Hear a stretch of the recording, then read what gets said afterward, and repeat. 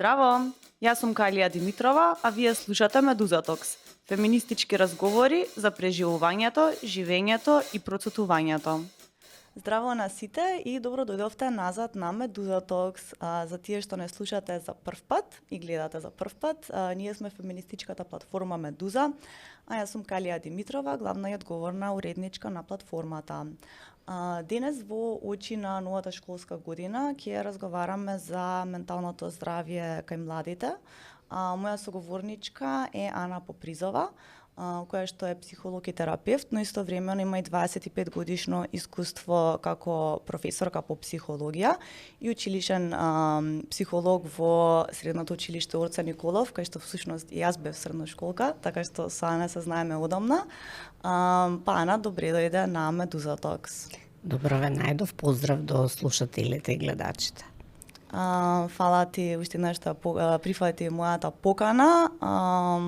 Нормално темата за која што ќе говориме последниве години особено често се наоѓа во јавниот простор, но сметам дека некако е неисцрпна, секогаш се појавуваат нови тригери, теми, околности кои што може по-детално да ја врамат ситуацијата. А конкретно јас сакав да тргнеме од едно истражување кое што вие го спроведувате, поврзано со менталното здравје кај младите, затоа што мислам дека понекогаш како да лебдат овие теми во воздухот и не чувствуваме баш колку се вкоренети во реалноста и во секојдневието кај младите, па и не само кај младите, кај сите нас. И дека всушност се поврзани со состојби кои што се следат, кои што можеме да видиме со бројки истражувања и податоци во какви насоки се движат и слично. Па затоа за почеток би сакала да поразговараме за студијата која што е меѓународна. Последниот пат ја спроведував во 2022. Ако не се лажам, ја спроведувате на секои 4 години. Меѓутоа тоа што е многу важно да се напомене дека се забележува пат во менталното здравје кај младите, а особено во некои аспекти кај девојчињата. Па за почеток сакам малку да ни дадете контекст за оваа студија. Знам дека сте тим што ја работите и што мислите вака за почеток дека е важно да се знае како контекст за тоа истражување. Така, значи, благодарам за темата и за приликата да зборувам за ова важно прашање, бидејќи да се зборува, меѓутоа она што на терен јас го гледам секојдневно, укажува на тоа дека треба уште многу да се зборува и да се подигнува свеста за овие теми, односно за менталното здравје на младите генерално. Студијата е меѓународна студија која што се спроведува во повеќе од 50 земји во светот.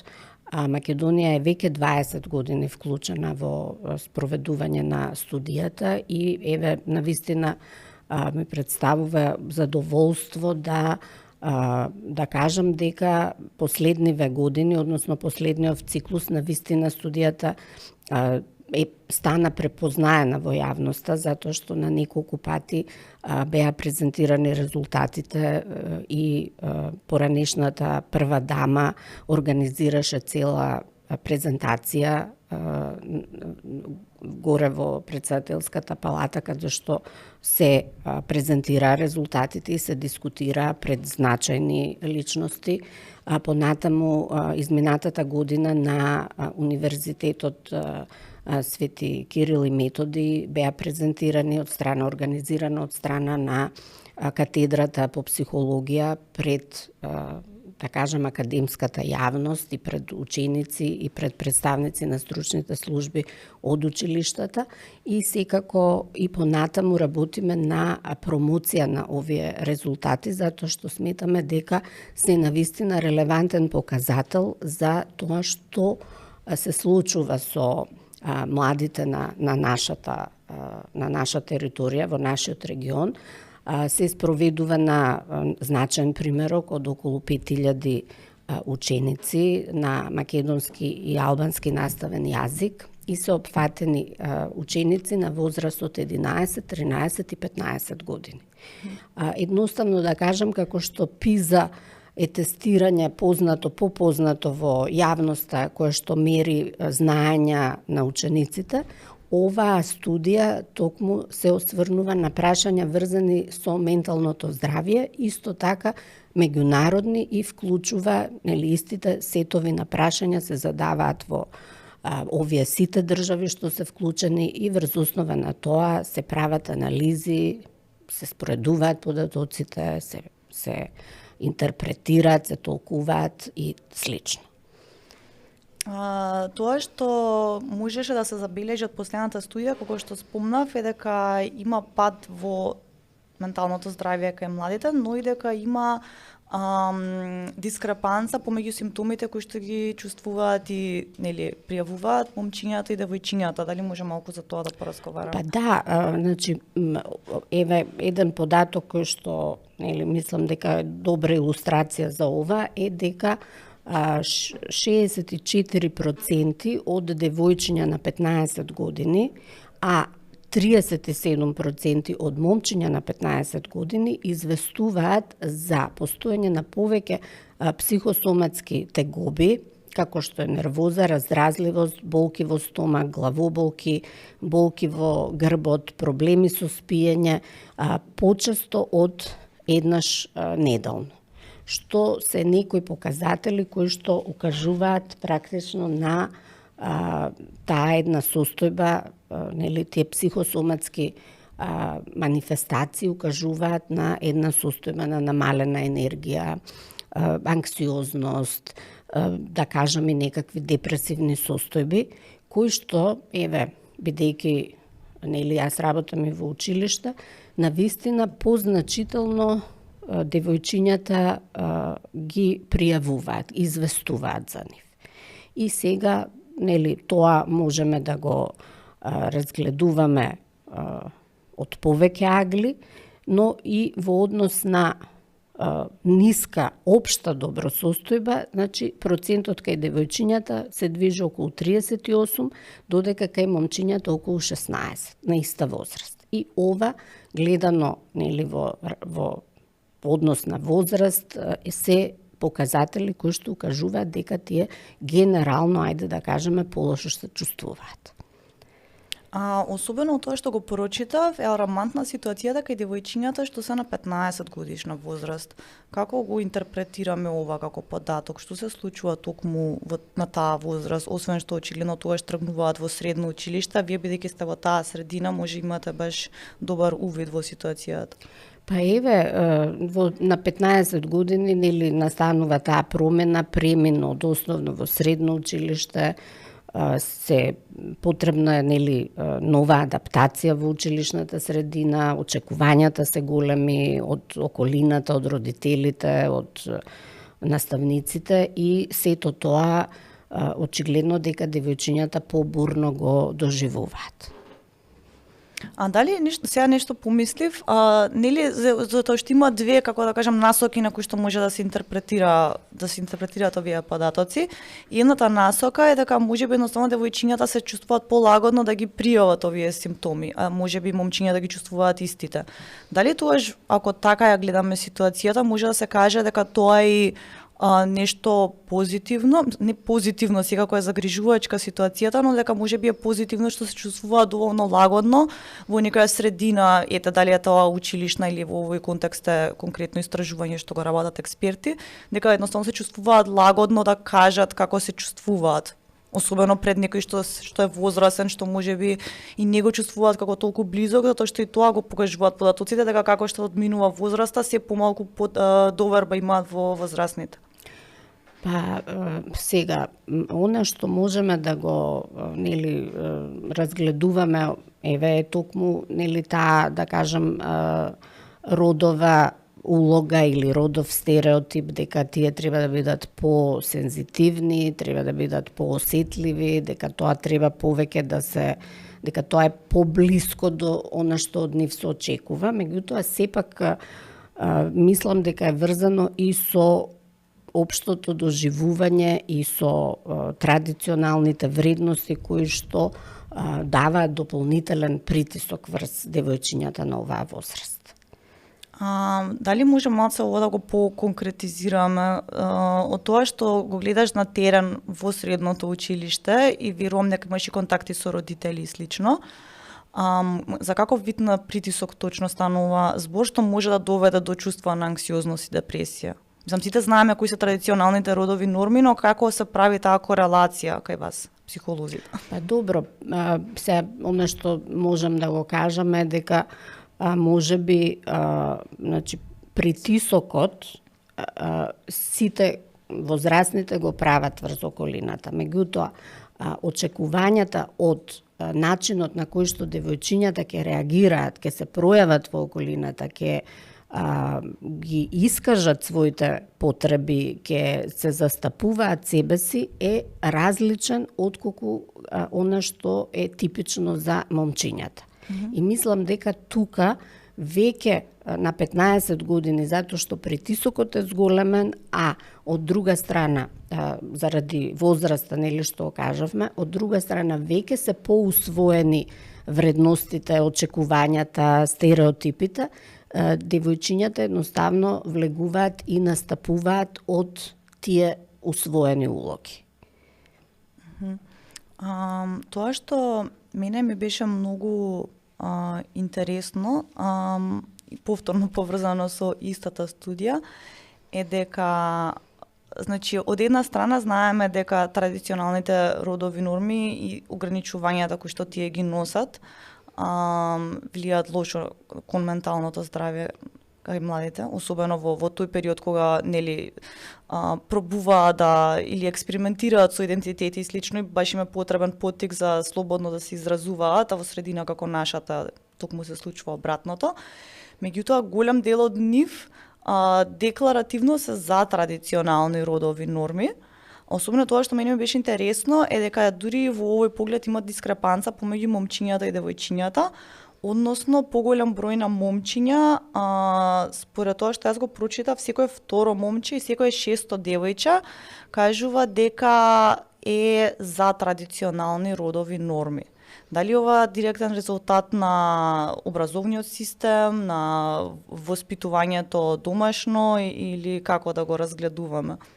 Па секако, јас дури мислам, еве, се низ годините, бидејќи и предавав пред 20 години и лани имав такво искуство, нели, да влезам во настава, зачудувачки е процентот или она што го проверувавме на тие часови во дискусиите, колку се потрадиционални сегашните млади во однос на, да кажеме, пред 10 години кога сум предавала на истите теми, дискусиите биле исти и мене искрено тоа ми беше вака едно зачудувачко искуство, што значи дека можеби тие вредности се сега многу по традиционализирани, значи многу по екстремни, многу по изразени и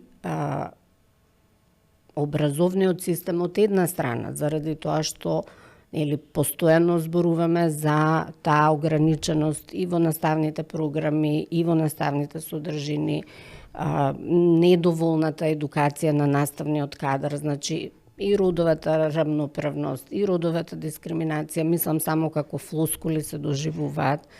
Многу треба да се работи и со наставниот кадар за да ги препознава родовите стереотипи, затоа што тие се на некој начин модели, тие се некој кој што ги обработува тие теми и ги застапува овие прашања во образовниот систем. И сега ако имаме наставници кои што воопшто во ниедна програма во нивната едукација немале искуство, не прават разлика што е род, што е пол, како можеме да очекуваме да мрднеме од традиционалните вредности? Вклучително од друга страна родителите, кои што исто така не верувам дека некој исклучително или специјално се бави со овие теми и практично секоја генерација ги пренесува истите стереотипи, истите предрасуди на децата, на учениците. Да, искрено мене ова ми беше многу чудно како податок, затоа што тргнувам веројатно од некое наивно верување дека секоја следна генерација носи некоја прогресивност во себе и е, не знам, двигател некој на промени, така да кога го прочитав ова нешто, баш се збунив од една страна. А од друга страна, како што кажав, ми беше интересен стварно тој податок дека има екстремно многу поголема, како да кажам, кај момчињата дека има многу поголема, не знам како се изразам, заинтересираност за традиционални родови норми, што значи дека можеби тие на многу рана возраст веќе се свесни дека имаат некои придобивки од начинот на кој што се поставени нештата во родова смисла на зборот. Апсолутно, значи тоа можат да го видат и во училишен контекст, може да го видат и во семеен контекст, може да го видат во крајна линија и во општественото живење, во јавноста, во јавниот простор, доминираат, нели, однесувања, доминираат вести, информации каде што кои што одат во прилог на тој патриархален модел.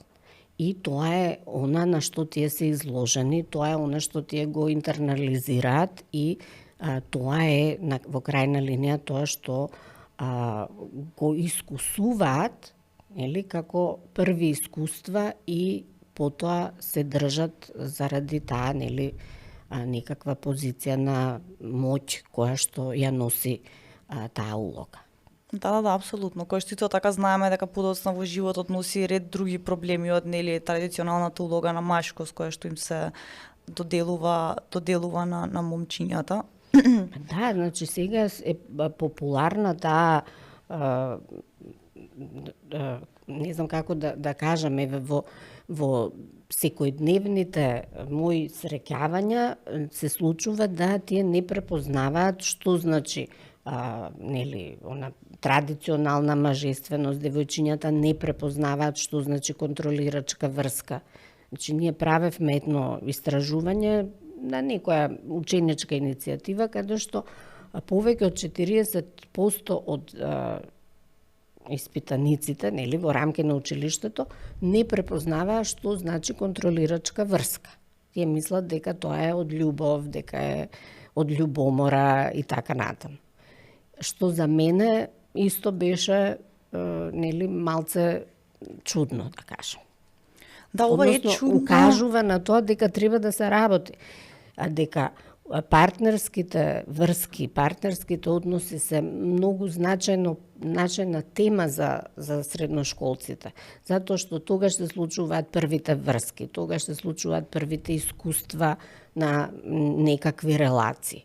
И ако сите мои другарки мислат дека нели е окей да кога седам во кафич, ако момчето побара да се сликам и да му покажам каде сум, тогаш нели тоа е во таа култура нивна нешто што е прифатливо и не го препознава. Значи многу треба да се зборува, многу треба да се работи да се научи ова, да се препознават за да младите можат да имаат поквалитетни врски, поквалитетно да се поврзуваат, што во никој предмет не се зборува со ова, во никоја наставна тема не се зборува со ова. Да, како што спомна, нормално тогаш тоа ти е во главен фокус и интерес за тоа што тоа се нови искуства кои што ти се буквално живот образувачки. Али мислам дека е многу важно, баш ми е драго што го спомна ова, мислам дека е многу важно да се даде во некој контекст дека врските, релациите што тогаш ги отстваруваме и моделите што ги учиме како здрави или нормални, дека потоа ги репродуцираме во текот на целиот живот и буквално ние нели живееме во околности каде што гледаме дека тој модел на врски, контролирачки врски во кој што мажот доминира или чувствува одреден традиционален притисок да перформира некоја улога на нели breadwinner или како и да е жената на грижлива, нежна и така натака, постојано се репродуцираат во текот на целиот живот и реално ако немаш ти модели во младоста на кои што можеш да се понатаму да се градиш како личност, како партнерка, што и да е пријателка, мајка, татко, сеедно било која улога, дека да едноставно не излегуваме од тие модели кои што тогаш ги учиме. Значи тоа го гледаш дома, тоа го гледаш прифатливо кај твоите врсници и едноставно ти прифаќаш дека тоа е така. Да, многу логично, само што да, многу важно ми беше ова да го споменеме, зашто понекогаш мислам дека кога зборуваме за младите или па особено може за адолесцентите, кога ги третираме како некоја сегрегирана група што као да нема контакт со средината во која што се развива тие култури на однесување и слично, и како да не се еден чекор до нели бидување на возрасни луѓе кои што потоа ќе ги репродуцираат тие модели веројатно до крајот на животот. Апсолутно, значи токму и заради тоа тие први искуства се исклучително значајни. И точно дека го одредуваат целиот понатамошен наш начин како се поврзуваме со другите. И навистина овој дел треба дополнително да се посветува внимание затоа што и тоа понатаму прераснува во нели оваа традиционална патриархална матрица која што во голем дел се живее денес на нашиве простори. И во која што за жал многу најчесто жените го вадат по дебелиот крај. Го вадат еве нели бројот на фемициди, самиот зборува за себе, нели, и за жал и тоа јавноста не го препознава, нели, како проблем, па и на тоа треба да се работи. Мислам дека тоа што е важно да се спомена и мене ме интересира кој е твојот став. Мислам дека тоа што допринесува до тој некој генерацијски јаз, до тоа ние да ги гледаме младите како, не знам, некои вонземјани што денес не ги разбираме заради нели брзиот развој на технологијата и така натака, а и тоа тие нас да не веруваат како возрастни, како системи на стабилност и на поддршка. Е тој некој став дека денеска младите се нешто многу особено адолесцентите, дека се многу, не знам, дека се поекстремни, дека се поизолирани или дека можеби врските кои што ги остваруваат се, не знам, според некои нови правила и слично. Но мене ми се чини дека само се работи за континуирана некоја култура на насилство, на патриархат која што сега и нормално со текот на времето само добива малце, се моделира според тоа, нели, според денес социјалните медиуми и слично, но културата во сршта е иста. Значи, јас многу години работам со ученици, иста е средината, или се менуваат само учениците. Меѓутоа, темите се навистина за сите исти. Темите на средношколците се кој сум јас, како се поврзувам, кои се моите интереси, кои се моите потреби, битно ми е како да се позиционирам во друштвото со пријателите. Значи, независно од генерациите, секогаш темите се овие. И сега, она што може би е поразлично е тоа што кога ученик дојде, нели, кај мене да сака да се советува, да зборува за нешто, он веќе прочитал се на интернет. Он веќе доаѓа со јасно дефинирани, нели, најчесто ќе кажат јас имам ова и ова или мене ми се случува тоа и тоа, што, нели, па се враќаме назад, значи они таа достапност до информации ја чувствуваат како поддршка од една страна, затоа што, нели, она чувство не ми се случува само мене, а од друга страна, ако е екстремна, може да ги преплаши и да навистина, нели, им ја влоши состојбата затоа што ќе испрочитаат и што треба и што не треба и тоа ги застрашува повеќе. Но генерално темите се тие, не се сменети. Сменети се можеби, нели, ова присуството на социјалните мрежи и она што јас го некако забележувам се многу врските пофрагилни,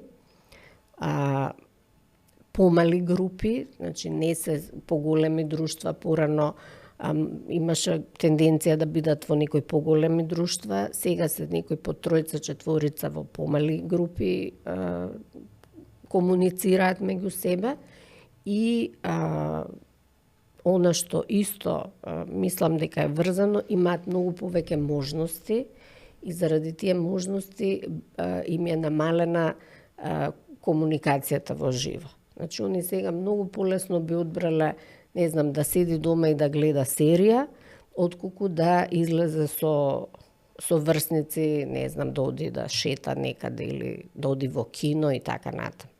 Некако тие можности што ги нудат социјалните мрежи, мислам дека после короната особено им се многу покомотни. Поголем напор име комуникацијата, особено во поголеми групи. А што може ова да значи во перспектива? Мислам, јас нормално сум многу против тој еден многу ограничен и осудувачки став, би рекла дека сега ќе го обвиниме интернетот и социјалните медиуми за се што се случува. Мислам дека треба малце по контекстуално да се гледаат нештата. Меѓутоа, податоците и истражувањата на овие теми веќе укажуваат нели на намалена способност за фокус, за, како што кажа, комуникација и слично. Што може училишната средина, например, да направи во врска со ова? Дали, еве, например, оваа тенденција да се чувствуваш покомотно да комуницираш преку социјални медиуми, отколку во живо во поголема група, може да значи нешто негативно во перспектива, или малце по-застрашувачки ни звучат сите овие ствари кои ги читаме, затоа што реално ова е уште ново поле, као не знаеме точно кој ќе биде исходот, особено кај луѓето што се во развој. Добро, вистина е дека кога доаѓаат кај мене сега, јас пак не можам, ова не е нели истражување, меѓутоа моето искуство, секој што доаѓа кажува дека не може да се концентрира, дека потешко учи, дека му треба повеќе време да задржи внимание, значи целиот процес на учење станува потежок, затоа што нашиот образовен систем па многу малце се поместува врзано со нели современава технологија, се уште се оди на тоа да доста се меморираат податоци, да доста се проверува знаење, односно да се лови незнаење и слично, и тоа станува проблем за доста млади, за доста ученици. Апсолутно не мислам дека интернетот нели е баба-рога, но мислам дека навистина оној дел на, не знам, препознавање на лажни вести, критичко толкување на податоци, релевантност на извори и слично, дека треба да ги обучуваме младите да да кажам, одговорно, посвесно и во крајна линија по-безбедно да го користат тоа што го имаат, затоа што и сајбер насилството исто не е нешто што не е реалност. Значи, доста е присутно, доста е застапено. Сега мислам дека во основните училишта работат на превенција, да ги запознаат што значи, што се случува, на кого да се пријави и така натаму, така да има едно поместување во делот на некакво регулирање на ова што се случува, затоа што поактуелно е, мислам, во основните училишта, веќе во средните знаат учениците да препознаат, знаат да се справат и така натаму. Мислам дека ова е исто така многу важна тема за родителите, затоа што од една страна мислам дека забраните на користење на овие алатки исто така може негативно да влијае на децата, од друга страна комплетната слобода и неконтролирано користење може да има многу негативни ефекти, да не само во поглед на фокус и внимание, туку нели во доменот на перцепција за себе, слика, идентификација, кои модели ги гледаме, кои не се достапни, зашто не е регулирано и слично.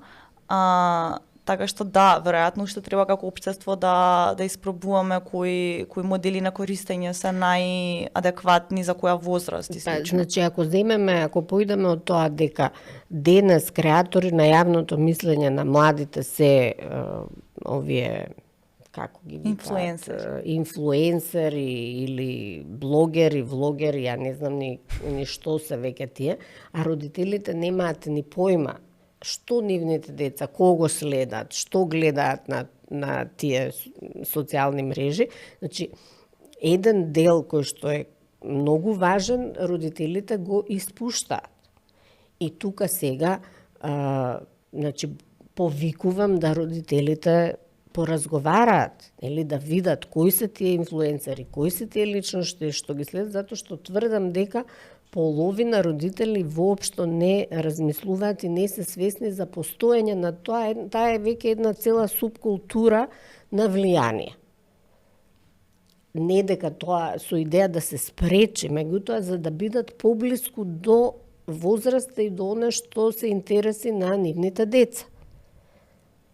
Да, мислам дека ова е многу важно, баш разговарав на оваа тема со една мајка на тинејџерка, тоест на тинејџер, кога објавивме еден текст поврзан со Ендрю Тейт, кој што е инфлуенсер, кој што е многу важен кој што има многу влијание кај младите мажи и учи на традиционални вредности, не само на традиционални вредности, туку дека жените се буквално предмети, што се во сопственост на мажот. И да, баш оваа жена ни кажа дека цел живот го учи својот син или на родова еднакво, дека сега таков вид на култура во нивното семејство и дека одеднашка почнал да произнесува некои многу чудни ставови, си вика како од каде детево го учи ова, кога цел живот ние разговараме на оваа тема од скроз друга, од по-феминистичка перспектива. И после уствари сватила дека он веќе доста време го следи Ендрю Тейт и уште ред други такви YouTube пред се инфлуенсери кои што стануваат многу важна авторитетна точка за младите, кои што едноставно им даваат, мислам дека некако пополнуваат некоја празнина, некој вакуум на кога нели мала имаме криза на идентитет, ако училиштето не ни ги исполнува тие очекувања и потреби и семејството исто така, затоа што нели има секакви семејства. Мислам дека сега таа е некоја трета точка на институција е веќе што ги учим младите на некои однесувања. Значи тоа што нели нив им се неодговорени прашања, поле кое што никој не го покрива, сега е оставено токму на тие личности кои што секој од своја перспектива си застапува одредени вредности, ставови и така натаму, кои што можат да бидат лепливи за младите. И сега ние како образовен систем, или родителите, тотално го занемаруваме тоа. А треба и училиштето да го зема во обзир, нели? Ајде да разговараме за ставовите што тој јутјубер ги застапува, нели? Што мислите вие? Зошто ги аргументирајте? Зошто ги застапувате? Зошто ги прифаќате? Во таа насока, значи ние не можеме да забраниме. Мислам тоа е илузорно, но да внесеме такви содржини во наставните програми. Значи може да се зборува за тоа и на класен час, може да се зборува и на некои предмети на англиски јазик, и на македонски јазик и литература, и на социологија, и на психологија. Значи има простор, меѓутоа и наставниците исто прашање е колку ги знаат нели кои се инфлуенсерите на младите. Да, и важно е, мислам, тажно е кога нешто не се случува на системско ниво, туку зависи од волјата на конкретни професори и професорки. Јас сега баш се потсетив дека всушност многу од ставовите кои што ми имаат веројатно изградено како личност, стварно мислам дека ги имам развиено на класен час, затоа што имавме пракса со мојата класна раководителка, имаше пракса да не знам еднаш во месецот на класен час да имаме дебата и секогаш беше нешто многу опипливо, нешто поврзано со реалноста. Се сеќавам дека еднашка тезата беше женските не треба или не знаат да играат фудбал.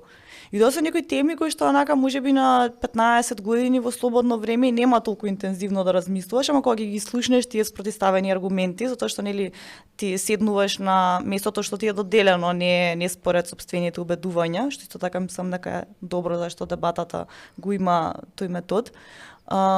И мислам дека да, некако се преиспитуваш себе си каков вид на човек сакаш да станеш, какви вредности сакаш да гаиш и слично. Кои ги застапуваш или имаш прилика и да растеш и на друг начин, кога ќе ги слушнеш другите аргументи на некој нели спротив, да. Така и ти учиш, така и градиш ставови, и менуваш ставови и слично. Да, ма тоа мислам дека се случува единствено ако темите се нешто што е опипливо за еден тинејџер и една тинејџерка, како е нешто од нивното секојдневие, а не нешто од 19 век. Точно. Значи има простор. Еве, ние од овој разговор нели начнавме во кои насоки може да се оди, истото и родителите можат. Значи да ги прашаат кого го следиш, ајде да изгледаме заедно нешто, па значи тоа е поддршка на млад човек. Да, мислам дека има уште еден аспект од екстремното користење на социјалните медиуми, особено Инстаграм, па и YouTube, кој што мене ми е важен и мислам дека треба да го споменеме. А тоа е дека мислам дека женското искуство на растење е секогаш малку перформативно, мислам дека од секогаш било такво. Се сеќавам дека така беше кога јас растев. Меѓутоа мислам дека сега повторно да не влезам во замката дека сега се е полошо, ама мислам дека е полошо од аспект дека перформативноста станува многу екстремна, односно дека премногу имаме импулси, информации за централната точка на изгледот во нашите животи како девојки и жени. И дека се плашам дека денес девојчињата имаат чувство или притисок дека единствената вредност како луѓе им доаѓа од физичкиот изглед и дека нели времето што треба да го посветат на тоа станува се поекстремно и притисокот поголем. Дали е реалноста ваква или јас сум само исплашена? Реалноста е апсолутно таква, додека момчињата повеќе се свртени кон гейминг, кон не знам следење на не знам спорт и така, кај девојчињата ова е нешто што навистина мислам ги надминува некои граници на не знам ученичко живење, затоа што навистина се под голем притисок, навистина многу време се посветува на изгледот и тоа влегува во нели таа традиционална улога сега само пресликана на медиумите. И она што самите тие како притисок го чувствуваат, значи за да бидеш вклучен, прифатен во некое друштво, точно треба да се знае како треба да изгледаш. И тоа е голем притисок на кој девојчињата се изложени и тоа го сведочам со она што го гледам како тие живеат во овие, да кажам, секојдневни ученички денови. Од да не зборувам, исто многу важна тема, присутноста на диети и анорексија кај девојчињата. Значи тоа едното го повлекува, го поврзува другото. Многу често, значи има случаи да јас во тие разговори, средби забележувам дека исхраната е исто тема која што е врзана со изгледот. Да, мислам дека всушност имавме баш една епизода на оваа тема за таа една малку потемна страна на фитнес културата, дека сега малку нели има едно различно пакување на нештата, каде што ете, например, јас кога бев средна школка, ако беше начинот да се изгладнуваш 3 дена, дека сега има еден друг пат као демек дека се грижиш за себе си, нели вежбаш, внимаваш, ама е станува обсесивно како орторексија е тоа, веќе тоа и така се нели веќе и да кажам и терминологија постои каде што зад маската на здрав живот се провлекува, мислам, здравиот живот апсолутно е нели позитивна вредност и нешто што е добро за младите, за сите генерации, меѓутоа кај одредена група на девојчиња може да преиде во екстрем. Дали гледаме некое влошување во поглед на ова сега што го начнавме во однос на нарушувањата во исхраната? Па се, јас не можам да кажам со статистички податоци, меѓутоа дефинитивно да. Затоа што сега средината е многу крута, многу поосудувачка за девојките кои што не влегуваат во нели тој стереотип на идеално во наводници тело и дури она што малце не знам, мислам дека е сега тренд последниве години е што во семејствата, значи и мајките го влегуваат во коалиција, нели, заради трендот, пошто трендов за нели вечна младост ги зафаќа сега, нели, здрав живот и вечна младост и изглед ги зафаќа и мајките. И тука мислам дека дури и има коалиции мајки, керки кои што се грижат за за здравиот живот преку диети и преку изгладнување.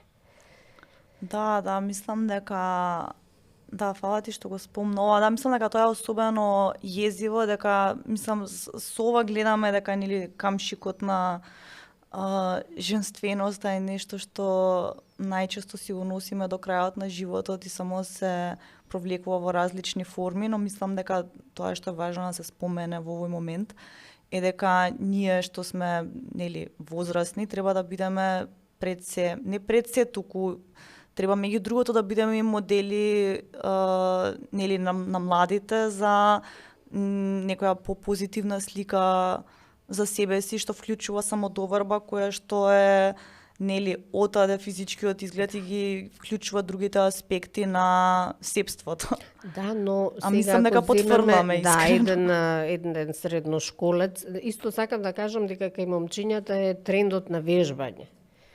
Значи, дека нели некако ако правиме паралели, и тука се знае нели да се оди до некаков екстрем и веќе не знам, скоро би рекла дека секое второ момче вежба и дека постои таков тренд кај нив, но она што мислам дека исто така е важно е да овие теми, пак ќе кажам, нигде не се зборуваат, ние декларативно зборуваме за прифаќање нели на разликите во паралелките и се, ама сето тоа се побива со Инстаграмот. Сето тоа се побива со како изгледам на социјалните мрежи.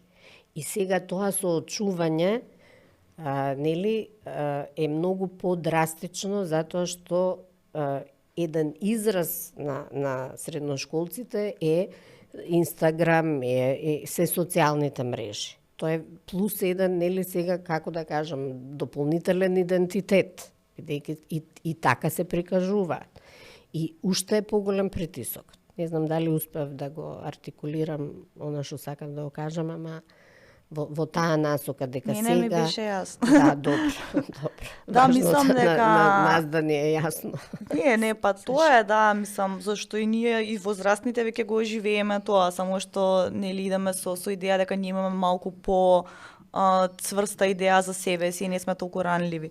Меѓутоа, исто така тоа што е многу клучно да се спомне како една рамка во која што сето ова се случува, е дека нели многу од семејствата во Македонија де факто живеат во сиромаштија, а притисокот што доаѓа од социјалните медиуми, таа перформативност пред се на материјалност, на нели на имање на богатство и слично е огромна, така што можам само да замислам колку и тоа напорно во моментов за младите. Да, тоа е плюс. Мислам и за родителите, нели? Тие се дел од ова. И за родителите, меѓутоа тоа е бекграундот. Тоа е нешто што тлее во позадина на секојдневното ученичко живење, на секојдневната нели нивна и комуникација и стил и облекување и излегување и така натаму. Да, некако се ова што го начнавме ми прави така не убаво чувство на каде одиме од овде, али сакам да се повикам на нешто за да излезам од овие за мене многу алармантни состојби кои што ги начнавме. Нешто што мислам дека е многу важно, на што нели треба да се обрне внимание, исто така звучи како малку декларативно нешто, е тоа дека е важно детето да биде еднаков член во овие системи и институции во кои што постои, да биде нели на еднакво рамниште на диалогот, што и да е тој диалог. Сега нормално не на ниво на еднаквост во стил на знаење и искуство, затоа што нормално ги нема, но едноставно се чувствува дека неговиот или незиниот глас се присутни и имаат одредена моќ. Но мислам дека ова некако звучи вака како окей на хартија, како да не знаеме баш како се имплементира во реалноста. Така што тоа што мене ме интересира е како ние, како возрастни луѓе, може да служиме како некои точки на стабилност за тие што се во развој, нормално и од аспект на родителство, и од аспект на официјални формални институции како училишта. Сега знам дека е огромно прашање во, али мислам дека многу родители се збунети во овој момент за тоа како може да биде точка на стабилност за своите деца, особено адолесценти, кога сите сме така малце нестабилни. Не, да, тоа што ти Калија, мислам дека нели го се обидуваш да го поставиш, јас го разбирам како некој термин кој што е воведен сега во училишен контекст се вика ученичко учество. Значи ученичкото учество подразбира и сега мислам дека и со новиот закон за средно образование ќе се стави како некоја ставка вклученост на учениците во донесување на значајни одлуки во училиштето. Како еден модел на зајакнување, на зголемување на нели моќта на учениците да го имаат низ искуство.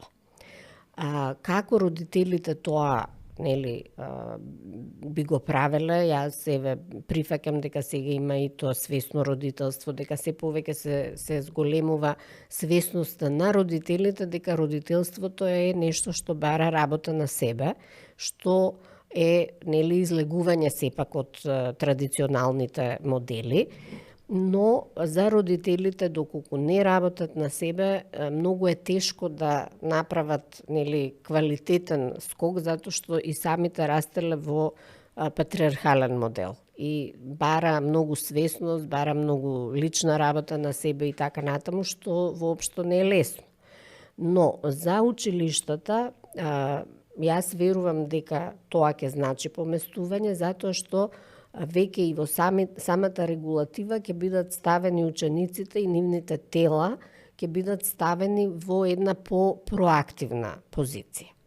И тоа ќе значи барем практикување на овој модел и барем некое искуство на учениците во тој процес, што ќе ја зголеми и нивната и демократичност, и толеранција, и свесност дека нели мора самите да преземат некоја акција, не само да бидат пасивни слушатели или пасивни членови во училишната заедница. Јас сакам да кажам, имам некои искуства со такви ученички иницијативи, кои што се простори во нашето училиште и постои една најстара ученичка иницијатива која што сигурно повеќе од 7 години постои, значи група на ученици кои што секој месец разработуваат, прават некаков настан во училиштето на различни теми. И сега тоа се го прават тие самите.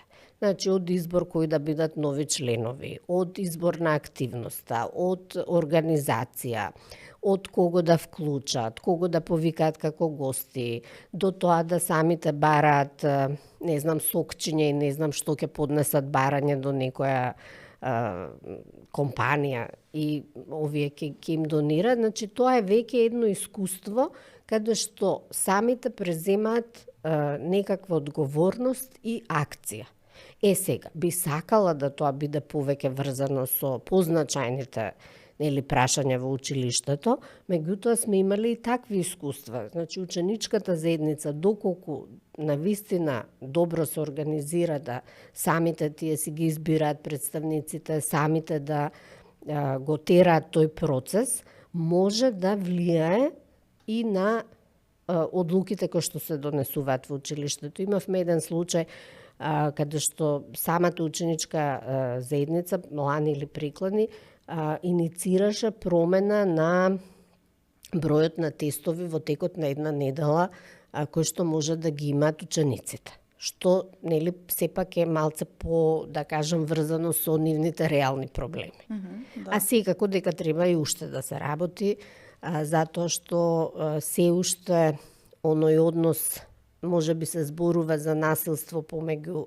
учениците, меѓутоа нашето општество се уште не е зрело да ги отвори темите за насилство во релациите помеѓу учениците и наставниците, што е една тема која што е исклучително важна и која што еве на некој начин произлегува и од тој патриархален модел кој што го живееме и од таа поставеност на наставниот кадар, нели, над учениците, што имаме уште поле и многу да работиме на демократизација на образовниот процес. Да. Се сложувам истовремено. Сакам и да прашам каква е состојбата, зашто и тоа е нормално важно, со психолозите што се достапни за учениците во училиштата. Дали тоа е некој минимум requirement, дали постои насекаде или се тоа исклучоци, и дали верувам дека имаш информации во овој поглед, дали всушност се користи таа опција, зашто се сеќавам дека јас кога бев ученичка дека не се доживуваше психологот како нешто, како некој кој ти стои на твојата страна, кој што е човек на кој што можеш да му се довериш и слично, туку поише као од таа групација на авторитети кои што постојат за да ти скараат и да ти кажат дека нешто не правиш како што треба. Значи, она што е, можам да кажам дека во повеќето училишта во Македонија сега има вработени психолози или педагози, значи стручна служба има.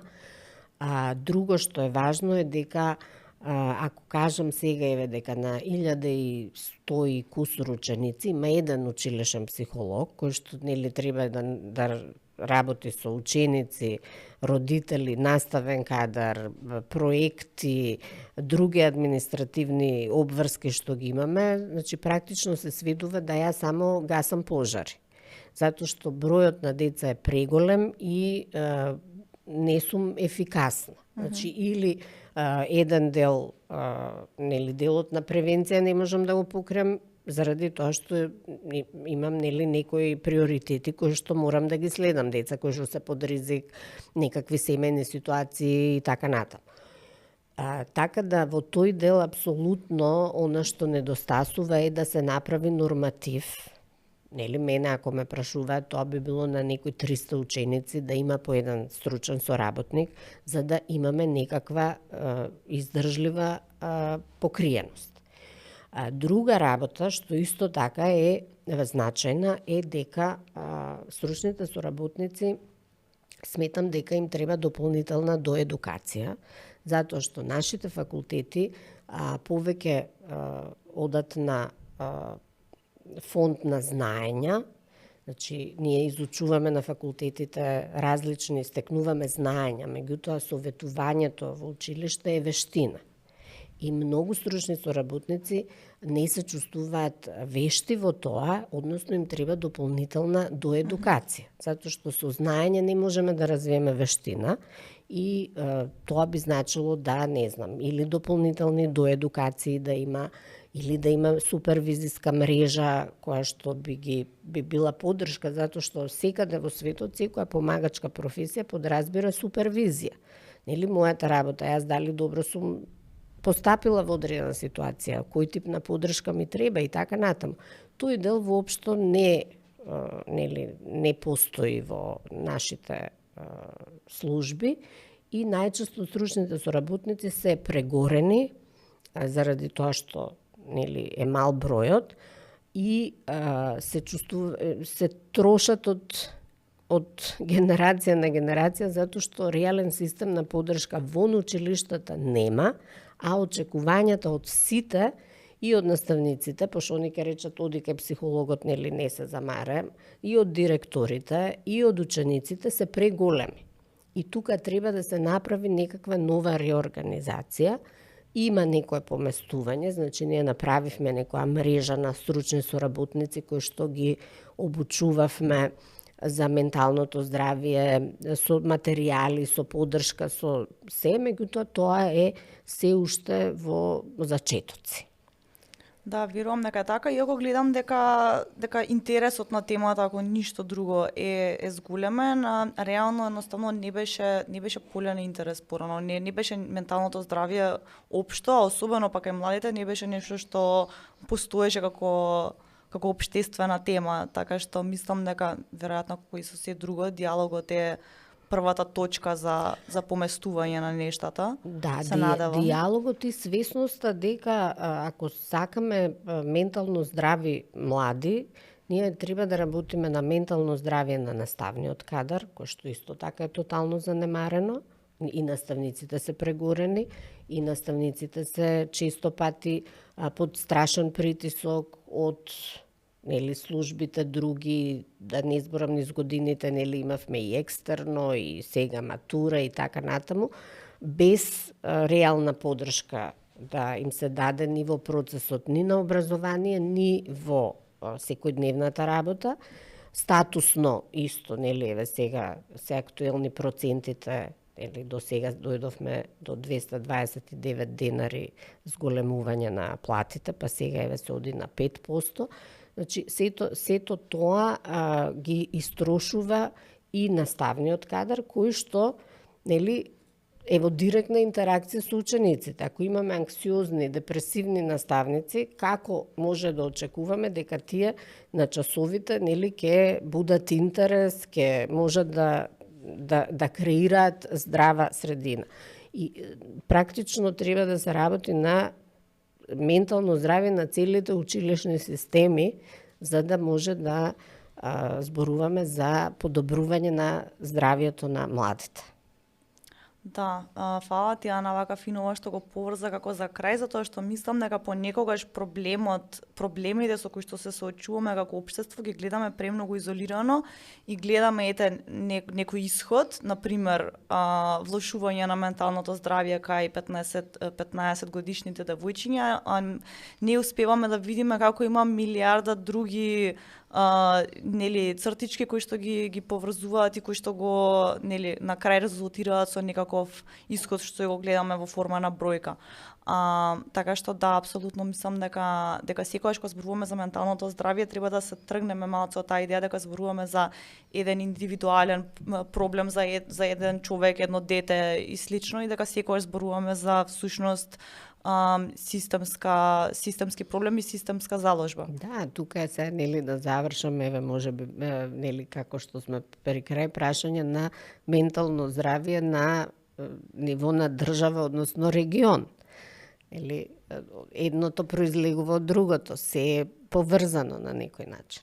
Апсолутно. Добро, ние отворивме премногу теми, се надевам дека тие што ќе проследат оваа епизода ќе успеат да извлечат некои заклучоци од сите полиња што ги начнавме. Но јас сум ти многу благодарна за сите контексти и поврзувања што ни ги понуди. Па верувам се ќе разговараме во некоја друга прилика на истава тема. Ми беше задоволство, Калија. Фала. Чао.